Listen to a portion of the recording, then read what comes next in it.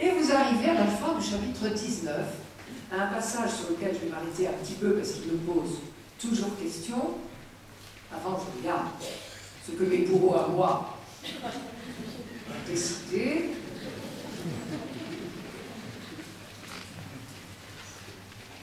Ce fameux chapitre, je vous lis quelques versets que vous connaissez par cœur, nous les entendons souvent. C'est magnifique.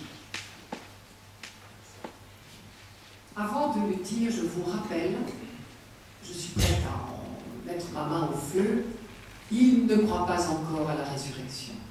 La résurrection individuelle sera acquise en Israël. On sait pour une fois la date, vous savez que c'est très rare. Je vous ai parlé de trajectoire, mais il y a beaucoup de sujets sur lesquels je ne suis pas capable de dire à quelle époque exactement on a franchi un seuil nouveau. On a des traces. Je sais vous dire ce que disait tel prophète à telle époque, à peu près.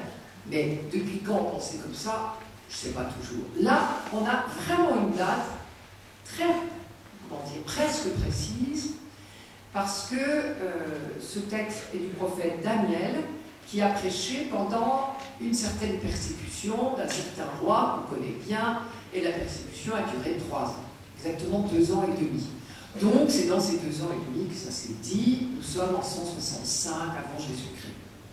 En fait, Daniel fait semblant de parler de Babylone, mais il y a même le reste de Babylone, il ne compte plus pour personne. C'est pour ça qu'il en parle si facilement.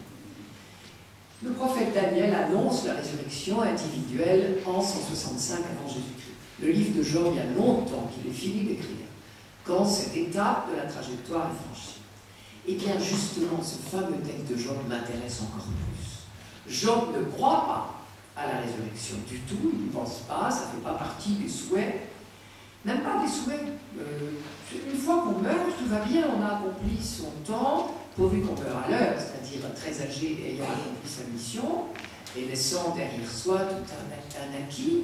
Hein, on a fait fructifier le capital reçu des parents, que ce soit en sagesse ou en bien ou en famille, etc.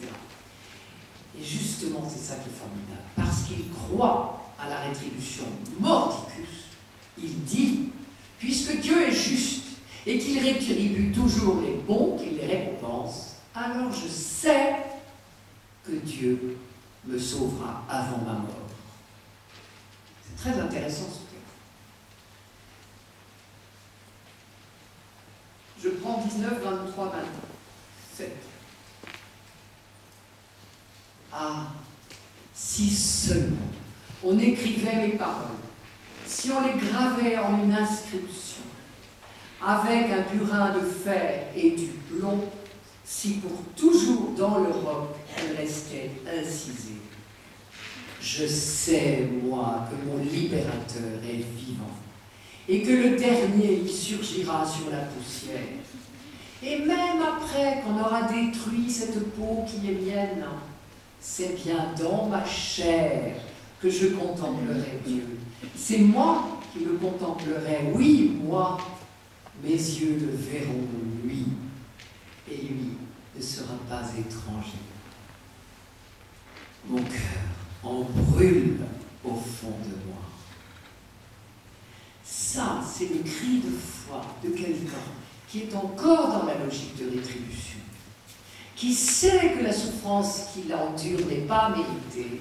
Et puisque Dieu est juste, eh bien alors Dieu fera justice avant ma mort. C'est pas possible autrement. Je ne peux pas mourir dans cet état-là, puisque ce n'est pas juste et que Dieu est juste. Il est admirable. Moi, j'admire ce texte écrit par quelqu'un qui, justement, ne croit pas. Il n'y a pas un au-delà pour rattraper les défauts du présent. Non, sur terre, Dieu rattrapera les choses, parce qu'il croit à la rétribution. Alors, j'explique quelques mots. J'ai traduit, vous connaissez ce texte avec le mot rédempteur. Malheureusement, rédempteur en français a pris un tour qu'il ne mérite pas. En hébreu, le mot qui est traduit là est le mot d'une coutume hébraïque qui est très très célèbre en Israël. Si j'ai été obligée de donner ma maison à mon créancier, parce que je suis criblée de dette, à ce moment-là, mon plus proche parent s'appellera mon Goël, mon libérateur. Il ira trouver le créancier et il remboursera mes dettes. Pas pour faire de moi son esclave, non, pour que je récupère ma maison. Parce qu'un homme d'Israël doit être libre dans sa maison. Un homme d'Israël, un fils de l'Alliance, ne peut pas être esclave, c'est pas possible. Et s'il n'a plus de maison, il est forcément esclave, puisqu'il n'a plus de quoi vivre. Donc, mon plus proche parent, mon Goël, me libérera.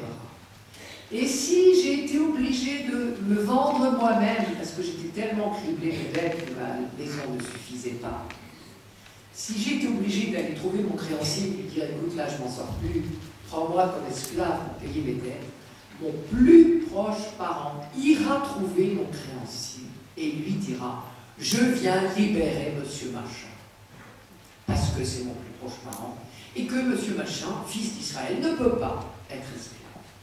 Ce ne sera pas, là encore, pour que je sois son esclave, je redeviendrai libre. Le génie des prophètes d'Israël, Isaïe en particulier, est d'avoir deviné que Dieu se conduit avec nous en libérateur. Et ils ont appliqué ce mot de rédempteur, de Goël, à Dieu lui-même.